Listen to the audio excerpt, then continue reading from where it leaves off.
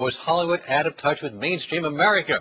Or are they saying exactly what Americans want to hear? Joining us now, Fox News contributor Greg Gutfeld and New York Newsday columnist and Fox News contributor Ellis Hannity. Good to see you both once again. Hey, guys. Greg, you know, a Zogby poll earlier in this year shows that if Bush lied about Iraq and about wiretapping and WMDs, 52% would like to see him impeached. So go ahead, and I know you're going to tell me how out of touch the elite Hollywood liberals are, but not so much, right?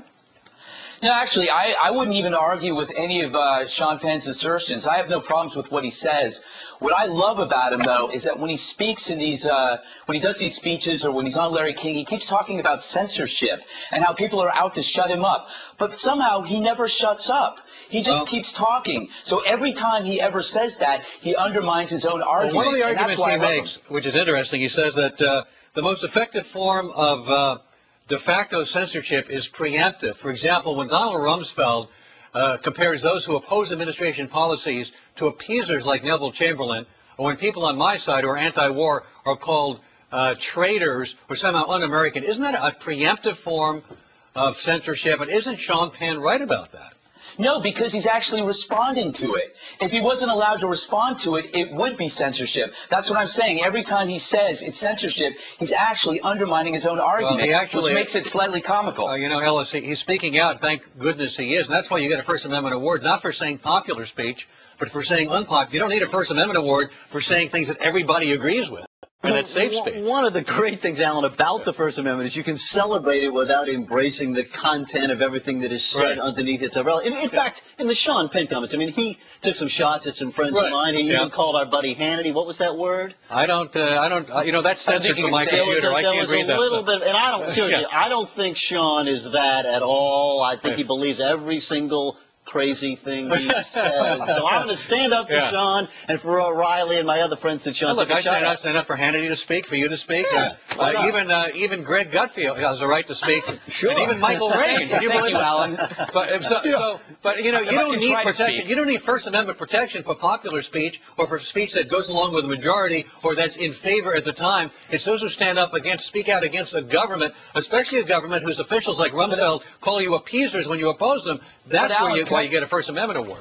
But Alan, can I say this? Sean Penn, Sean Penn never takes the opportunity to say these things in unpopular settings. He speaks to the choir, and what I really hate about it, I don't really hate it, but I find it funny, is that it takes on this heroic context that he's out there speaking truth to power when he's actually talking to people who live in Brentwood, you know, who are friends of his. If I may, Mike Reagan here in Los Angeles. We're still talking if I could jump in for a minute, Ellis. Let me jump in for a minute. Yes, I mean, Greg's absolutely right. I mean, he was speaking to the choir. If we weren't covering this tonight on Hannity and Colmes, nobody would have known what Sean Penn said last night anywhere. Other things, Michael, besides just watching Hannity. Alan, the fact is that nobody was covering this because Sean Penn was saying, you know, what he was saying to a choir of people, what he took on everybody at Fox, not only Sean, he took on O'Reilly, he took on Murdoch, he took on Ailes, he took on everybody but you, of course, and Alan. So he's preaching to the choir, and he gets an award for preaching to the choir.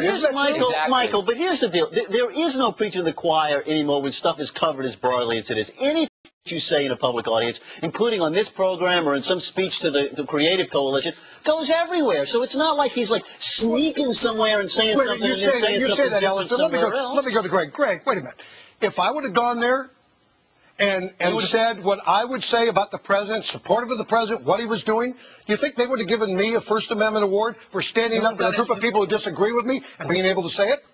No, whenever a conservative speaks in a hostile audience, they get a pie in their face. That's exactly what happened on, Greg, that is just silly. That is just silly. Ellis, it's not silly at all. You look at what goes on college campuses in America today. David Horowitz and Colbert have to use bodyguards when they go speak at college campuses. At the same time, you go speak at a college campus, do you need a bodyguard? No, but when I go on talk radio sometimes, I might. Listen, I'm a guy, Michael, seriously, come on, let's be honest. I'm a guy who spends almost his entire life debating people in front of audiences where they disagree with me. Part of this democracy is going into a hostile environment, being outgunned, but still making your case in a creative environment. That was hostile last night, sitting with those left-wing wackos?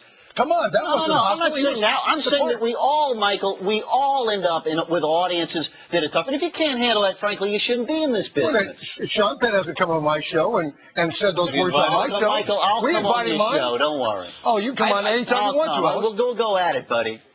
The other point worth raising is, why are pacifists so belligerent? I mean, I've never met a friendly pacifist. He talks about world peace, but he's so angry, and the things that he was saying were so classless and brutal and cruel, but yet he's a pacifist. And they throw out the same stuff. Greg, they throw out the same stuff. Impeaching the President of the United States. Alan says, well, if the President lied, 52% of the people think he should be impeached. But where did he lie? You know, one thing, Ellison, let me ask you this, and maybe you too, Greg. They say the President of the United States is the dumbest human being on the planet. They make fun of him because he's not smart. But the dumbest person on the planet was able to talk the liberal left into voting for him to go into Iraq and go to war. So who's really stupid? Yeah, listen, he's either an evil genius or he's retarded. You can't have both. Well, and that's the fundamental hypocrisy. You know what? I don't think the guy is stupid. But here's the difference between Republicans and Democrats on this stuff. Democrats don't follow their extremists off the edge of the cliff. Remember the impeachment you guys did? That didn't work out very well now, did it? All right, guys. Nobody was impeached. Greg, we thank you. Ellis, great to see you. Good to see you guys. Coming up next, some Christians are up in arms.